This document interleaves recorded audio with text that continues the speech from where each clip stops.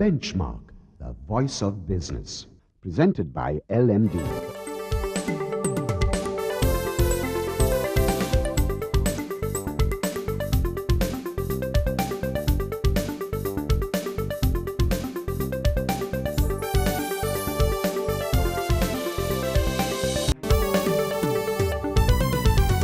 On this edition of Benchmark, a pioneer in Sri Lanka's IT sector, Tony Weeresinghe, Chairman and CEO of Ustock Trade, joins us on the program today as we focus on information technology and the capital markets. Then, LMD columnist Hasita Premaratna discusses foreign direct investments and market activity. And in our final segment, Mihirani Disanayake, the country manager of Kanta TNS, analyzes the findings of TNS's survey on Sri Lanka's Indo-China relations. That's the lineup for Benchmark. Hello and welcome to Benchmark. I am Savitri Rodrigo.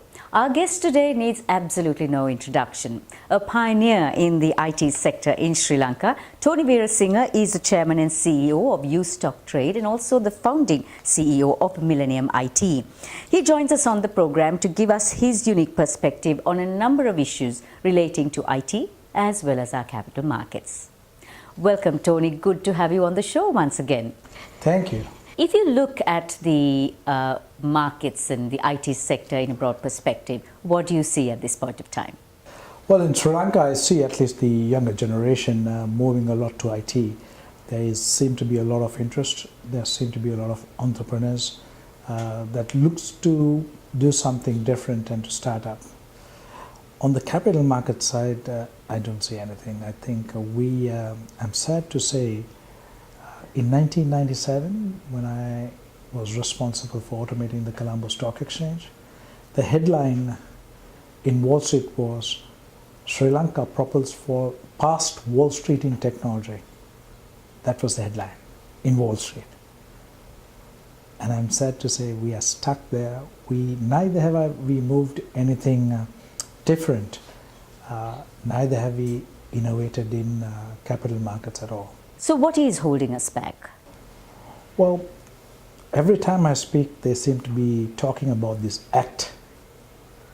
But I feel that you don't need an act to bring new instruments in, to give the Sri Lankan public the vast investment products that is there out in the world. Sri Lanka has nothing. We have only the vanilla product of equity. And that is also has got a bad name in the recent past. So Sri Lanka has been proposing to join the World Trade Organization's Information Technology Agreement. What do you think of that? I think it's very good. For one thing is the tariffs will benefit Sri Lanka. So all the computer peripherals, all the tariff, there are I think, I don't know how many products now, but it started with 29 countries and now it's over 200 countries. And they trade over $1 trillion. So Sri Lanka benefiting that tariff will be very useful for Sri Lanka to grow. The ICT industry is the fourth largest export earner for Sri Lanka and employs something like 85,000 people. What other avenues do you think are available to boost Sri Lanka's IT sector? Well, I think Sri Lanka has a brilliant set of engineers. I've been always saying that. Millennium IT is one such, but we have the Virtuosas, we have WSO2. So when Millennium IT pioneered, this was bought by the London Stock Exchange, there are a lot of foreign companies who came and opened shop here to obtain. And I think we have not moved from there. We need to attract, to show our talent. And I don't know what it is, but I feel that we are teaching them to be small. So when the world wants to see, they want a championship product. If we try to do outsourcing, why should they come here? India is huge. Okay, we can be cheap, but I think that cheap is no more a factor. And one of the things that I feel is Sri Lanka is still behind, though we think we are moved. I think IT is no more IT where I'm concerned. IT is business. So the Sri Lankan engineers are learning IT, the programming language, but not understanding the business to make a change. I think the world over people like to work with IT people who understands business. And I think that is the success of Millennium. They knew capital markets more than some of the exchange people in their own organization. So you're speaking about a holistic system of education, training and development. Now, when it comes to that, what is the role do you think that our education system can play in having this holistic kind of system, given that the system currently only talks of or only works with a particular sector-driven education dynamic? Well, I've been quite vocal on every time that I'm given. I don't know whether you saw my statement at the HR Summit. I think the horse has already bolted. We are trying to teach them English now, saying that English will help them to get the job. I think we have to teach them in English now. And people say, why? I gave them an example at the HR Summit saying, do you know what's IoT? And everyone said, no. I said, my 7-year-old son knows what IoT is. It's not because he knows. He just takes the phone and he says, Siri, what is IoT? And Siri basically answers and tells him what IoT is. Now we teach our people in Sinhalese and Tamil. What are they going to ask? So the knowledge gap is getting bigger and bigger. A younger guy understands much more because the words that we teach is Sinhalese and Tamil, and they are not in the business framework. So what can they ask? I was jokingly said a word that they would say Amma to Siri, without asking Siri. But this is the problem. And then everyone cannot be a graduate, right? And we are concentrating, now IT is like the hot thing, get everyone on IT. But we have forgotten what is needed to run a country. Our agriculture is neglected. Every other thing is neglected. So I think we have to bring vocational training into the schools. We have to go like Finland. We have to leapfrog through our educational system, teach them 4 hours. And I told this at the summit as well. I said, we need to move from subjects to projects. And somebody asked me what it is. I said, somebody in the young age wants to become a baker. That's his passion. Why are we teaching all these things? He can be a brilliant baker, he will innovate and create something. Now, to bake a loaf of bread, he has to put the ingredients. Now, the ingredients to put, he needs to know maths, how much to put. I said, that's how we need to bring maths in. That's how we need to be science in. Now, his level of passion to learn is much more, not for the sake of learning, because to achieve his goal. Remarkable, everybody's saying, Finland, there is no one that comes out of school that doesn't have a job. And they changed the whole system. They basically changed, what I tell everyone is, who is teaching our children? Right? Who is teaching our children? It's the people who can't find a job. Then they go to teaching. Right? But who is teaching children in Finland? The only place, completely different. They pay the same salary, a doctor, a computer engineer, or even more. And you need to have a master's to teach in Finland. And they get paid top-notch salaries. So they're passionate and they don't need to go and work for a large company to do that. We don't. We pay the people that builds the next generation almost nothing. So we need to change everything. So we'll pause for some commercial breaks now, Tony, and be back with the discussion in a little while. A commercial break now, and after that, Tony Weeresinghe gives us his expectations on the launch of U-Stock trade in Sri Lanka and also how capital market growth can aid the national economy. Stay with us.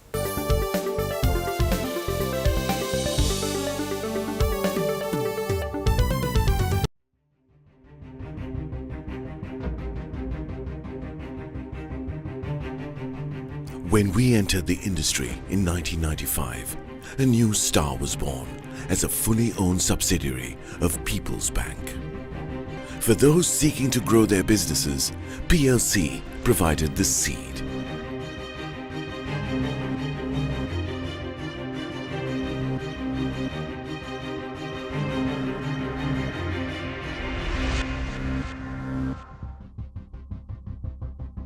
We are not only Sri Lanka's #1 leasing company, but also the largest non-banking financial institution. Welcome to a new dawn for the nation. Introducing People's Leasing and Finance, PLC.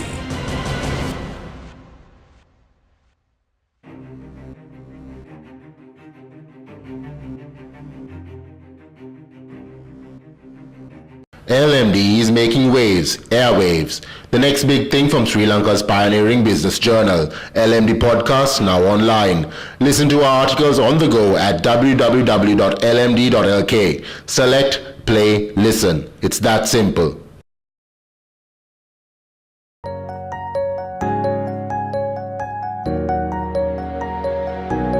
We understand that savings provide for life's special moments.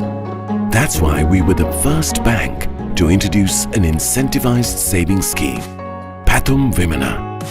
We changed how a nation felt about savings because we believe in banking beyond transactions. HNB, your partner in progress.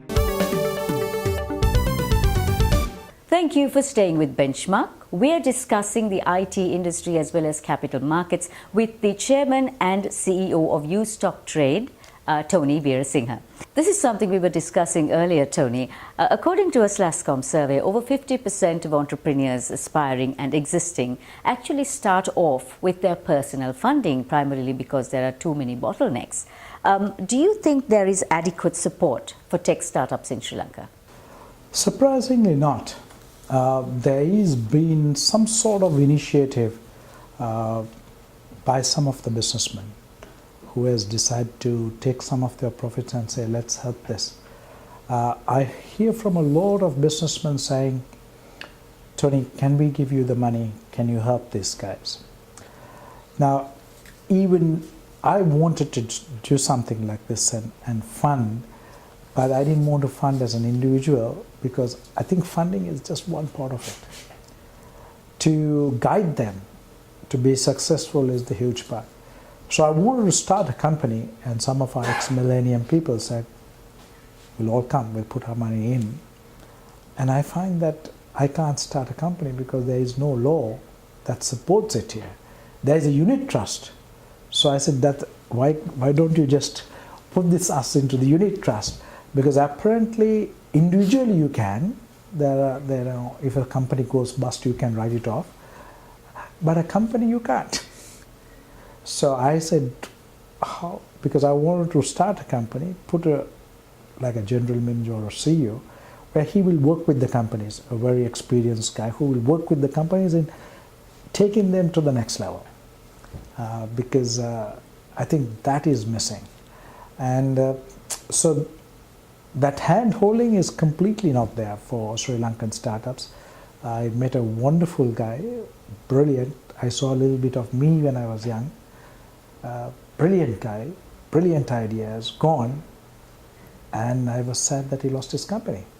He's still the CEO, but 70% has been given to a venture capital firm, not a big one, a small guy, because he was desperate. If you look at the world, why US is so successful is because of this entrepreneurship culture that we have. If you take, for example, WhatsApp, it's not US guys who built it. It's a guy from Ukraine. But he was there. He couldn't have done it in Ukraine because probably it's like us, stopping everything. He was a migrant. He was on food stamps. And then he had an idea. And he's a billionaire now. Same with Skype. Skype was started in Estonia, which was taken by the Europeans, 2 Europeans, and made it big. I don't think the Estonians got anything at all, comparatively. So I feel that we have a lot of companies that are like that, which is now being taken, and Sri Lanka's name is not even in the picture. Even my new project, I was offered $140 million, and I thought, wow.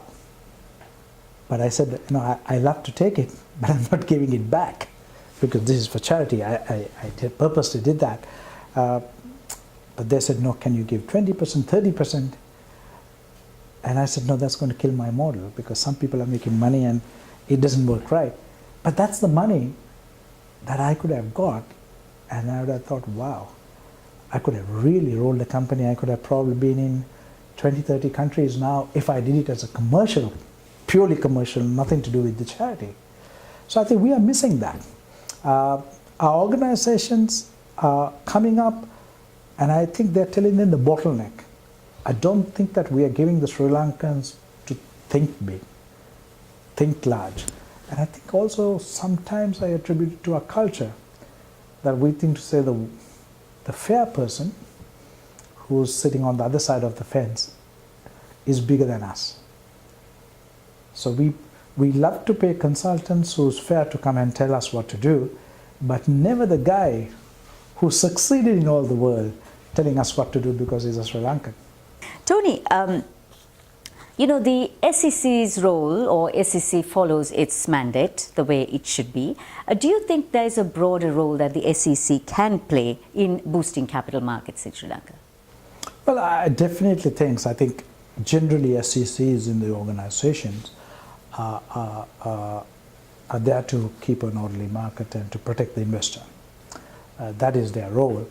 Now, unfortunately, in our country, they have not done anything to educate the people. There might be many reasons. One is the funding that is there for the SEC. And I think the boldness, I think this chairman tried, at least I read in the papers that some have been stopped, but the boldness to take and break this old boys club that we have. We are trying to be protective of what we want to do, and that is not helping to take it outside. It's sad because when I see our Chrysler drivers who plays in the bookie market and loses everything, if they're told to play in the stock market, they're not going to lose everything. They're going to have something. I don't know what's the problem is, but nobody's bold to step up from their comfort zone and says, I don't care, I'm going to do this for my country. Worst case scenario, I'll be thrown out and I'm happy to go. Speaking of bold, you launched Ustock Trade, which is the world's first alternative trading system, and you intend to do that here in Sri Lanka as well. What are your main expectations in launching Ustock Trade here in Sri Lanka? Well, one of my main things is Sri Lankans don't have any investment products except the stock market. Probably real estate, which is, I feel that we are concentrating too much. If it bursts, there'll be a lot of guys who'll be there. So we have nothing in the world market. And when I looked at the Oxfam report that 1% of the world owns 50% of the wealth, guess what? That 1% always owns stocks. So if it works right for them, we should to get it right for the 99%. So I know the governments are talking, saying we must tax them more, we must bring. I don't agree with that, because probably those 1% was like you and me at one time. They worked hard to get there. So how about changing the thing and saying, because even if you tax more, do we know whether it goes to the 99%? That's another problem. But why don't we take the 99% to the 1%? How about that equation? Take them there so that they can't be the 1%, but if it's halfway, we manage to change. So I want to bring it to Sri Lanka because Sri Lankans don't have any other product to invest. So the US is the world's largest capital market. It's not only the 8,000 stocks that you have ETFs, exchange traded funds, which is easy to invest because it's a bulk, put in a basket. Then you have the China fund, that's the Chinese government. You have the India fund. You have the BRICS fund, giving them a different perspective. So the second thing I want to do is we are in debt, totally in debt for a long time. I don't think we have even a plan to come out of debt. The only way that we are thinking is selling our country. Give everything that we have and get FDI investment to come to our country. But nobody is putting the effort to saying, how about growing it organically? How about taking Sri Lankans to be self-sufficient? So what I'm telling everyone is, if you have $10,000, You make $100,000. While you make the money, your country benefits. Now the 5 billion that is we are looking at can be built by our own places. Then look at the people around us, Bangladeshis, Maldives, India. Who doesn't want to buy a US stock for $1, right? Now if we can bring them in, right? Because Sri Lanka has nothing else to invest.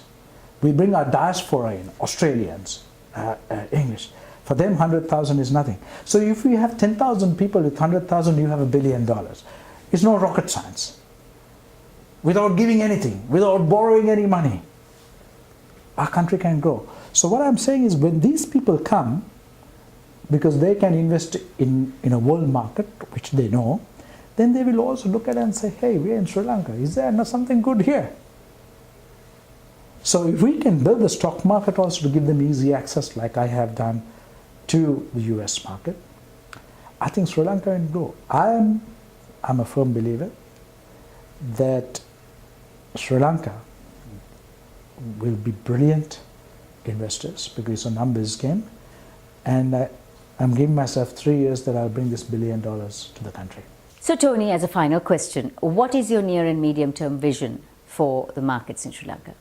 Well, by bringing new products, I think it'll force the stock market now to keep thinking. Otherwise, they will get feared that people will always go to a much bigger market. So it is forcing them now to say, hey, are we going, because it can be the same pool, right? If the government allows Sri Lankans to convert rupees, that'll open their eyes. But at the same time, we can, if we move the Sri Lankan market to more transparency, the millions of people that is going to come to use stock trade can see Sri Lanka too. So we can boost our stock market differently. So my goal is that Sri Lankans will take this opportunity, earn their money, help the country. And when we help the country, hopefully the governments can do the infrastructure that is required without looking to borrow money. And hopefully change where we are. I firmly believe we can change it from a third world to a developing world. So thank you very much for joining us on Benchmark today, Tony. You need lots and lots of good luck, I believe, so good luck. Thank you very much. We've been discussing IT and capital markets with the founding CEO of Millennium IT as well as the chairman and CEO of Ustock Trade, Tony Weeresinghe. On the other side, we have Anushan Selvaraja with more.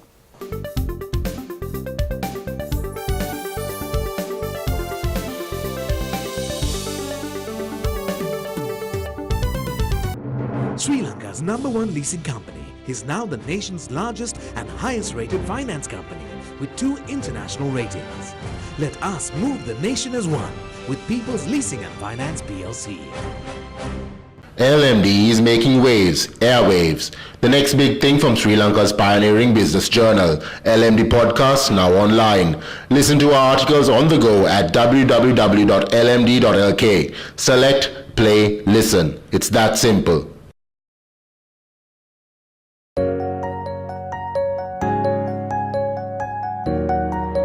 Nearly 60% of all businesses in our country are SMEs. Some of our most growth-oriented financial solutions have been customized to serve this sector. That's why we have invested over 500 billion rupees to support the backbone of our economy. Because we believe in banking beyond transactions. HNB, your partner in progress. Welcome back to the show. I'm Anushan Selvaraja. Now for a closer look at the latest on the bourse, joining me is market analyst and LMD columnist Hasita Premratna. Welcome back to the show, Hasita. Now just to start off, tell us how the bourse is performing at this point of time. I think we've seen in the last month or so a decline in the index, overall share price index, where we've seen the market coming down from about 6,500 levels down to about 6,350 levels gradually, and there was continuous decline for about almost 8 or 10 days because there were quite a bit of uncertainty around the political environment and as well as related to the new inland revenue income tax bill, which obviously was supposed to have an impact on the market. So due to these two factors, there was some uncertainty around the investors, and we saw the foreign participation still maintaining, but value-wise it kind of coming down, and the local investors also taking a relatively lesser activity level. So as a result, we saw the index coming down and somewhat staying at these levels of about 6,300 levels. The two big things, if you look at, one thing was that two ministers resigned within a very short period of, or one was resigned, one was removed. Obviously during that time there was a lot of uncertainty on what's going on and what are the implications to the market and the governance angle to it. But in the meantime, we also saw the inland revenue bill, which had a direct impact towards the market, where there was a lot of speculation that the profits from the capital gains from the share trading will be taxed in the under income tax. So that was clarified. Now you mentioned the new inland revenue bill. Now what other measures should market players be mindful of or watch out for? Yeah, I think apart from that, there are 2-3 important things. First of all, there were a lot of uncertainty around the SWAT, continuation of SWAT, and also another important thing that came in was whether the deemed exporters are going to get taxed at a normal rate or at the concessionary rate as per the exporters. So the clarification so far that we have received is that deemed exporters will be considered as export related concession at the concessionary rate, which I think is good. So I think there was a lot of misunderstandings that were there, a lot of lack of clarity, lack of communication. But I think the new leadership at the finance ministry has certainly helped, because there has been more dialogue, more open conversations, and willingness to listen. So these things have improved the confidence level. Now, as the FDIs haven't come in as expected, now how is this affecting our currency?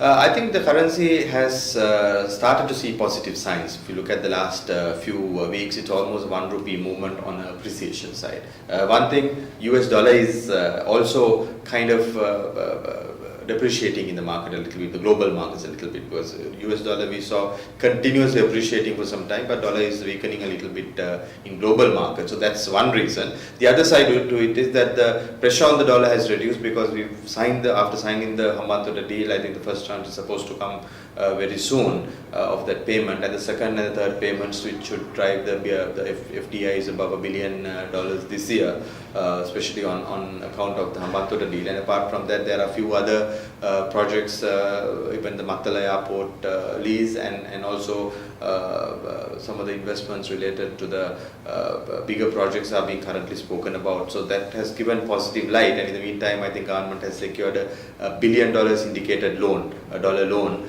from the foreign bankers, etc., which also should give strength to the currency and at least ensure that it won't appreciate too much. So I think by the end of the year we can expect things to be in the range of about 155 to 157 range. But then having said that, today from about 153.50, 153.90 it has appreciated towards 152.90 levels, so which is almost a 1 rupee movement from the peak. Thank you very much for joining us, Hasita. Thank you. That was market analyst and LMD columnist Hasita Premratna. We'll be right back after a short commercial break. Stay tuned.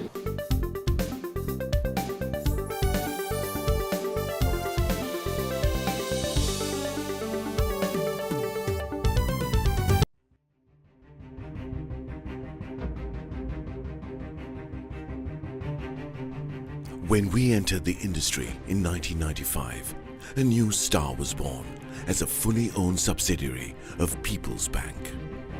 For those seeking to grow their businesses, PLC provided the seed.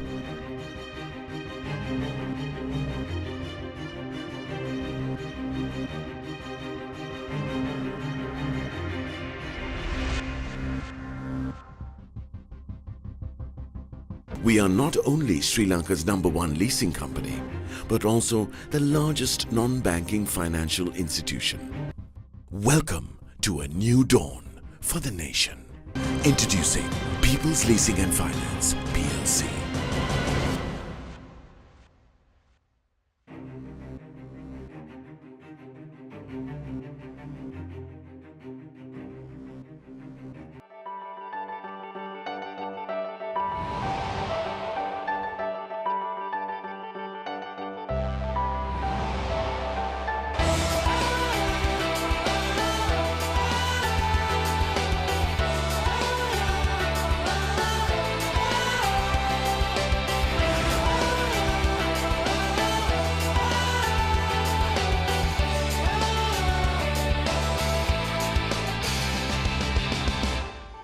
LMD is making waves, airwaves. The next big thing from Sri Lanka's pioneering business journal, LMD Podcast, now online. Listen to our articles on the go at www.lmd.lk. Select, play, listen. It's that simple. Sri Lanka's #1 leasing company is now the nation's largest and highest rated finance company with 2 international ratings. Let us move the nation as one with People's Leasing and Finance PLC.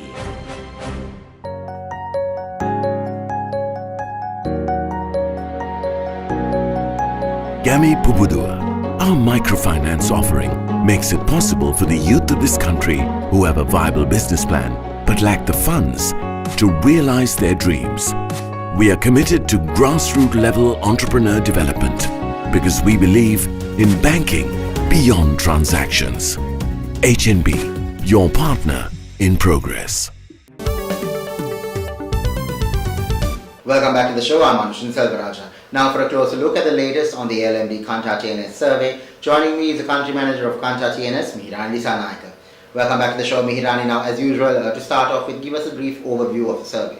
Okay, Anushan. This month's survey was about opinions, perception on this Indo-China relationship and how it is going to be helpful for the country for its progress. How important are India and China for Sri Lanka's progress, according to the respondents?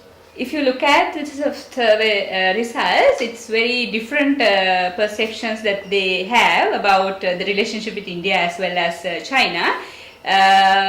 The 7 out of 10 people we interviewed believe that China is key in Sri Lanka growth and the progress, whereas just around 4 out of 10 people believe that it is the India that is important for our country progress.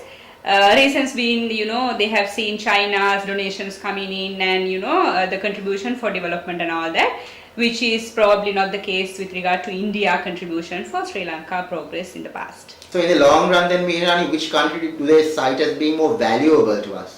It goes in hand with the earlier question, the response that we saw. Again, 51% of the respondents that we interviewed believe that China is a country we can rely on for the country in the long run, whereas just 26% of people believe that India is a country we can depend on for our economic progress and all that. Same reasons where the contribution that they have seen from India versus China. For China, it's more that they have seen versus India. Do they believe that Sri Lanka maintains a balance in its relationship with these two countries? Yes, fairly. It's like 5 out of 10 people believe that country is maintaining the balance of maintaining the relationship with India and China currently. While the other 5 out of 10 people believe that there can be an improvement. So going forward, Mihirani, what do they say must be done to enhance our relationship with these two Asian superpowers? The majority of respondents are coming up with the suggestions that the country, Sri Lanka, has to treat these two nations equally to get the maximum benefit, while we keep the focus and attention towards other nations, other countries getting attraction for the country development and all that. At the same time, they strongly believe that as a country we need to be independent. With the transactions and dealings that we have, we need to maintain our independence as well. Thank you very much for joining us, Mihirani. Thank you, Anusha. That was the country manager of Kanta TNS, Mihirani Disanaika. Thank you for watching Benchmark, and we hope to see you again next time.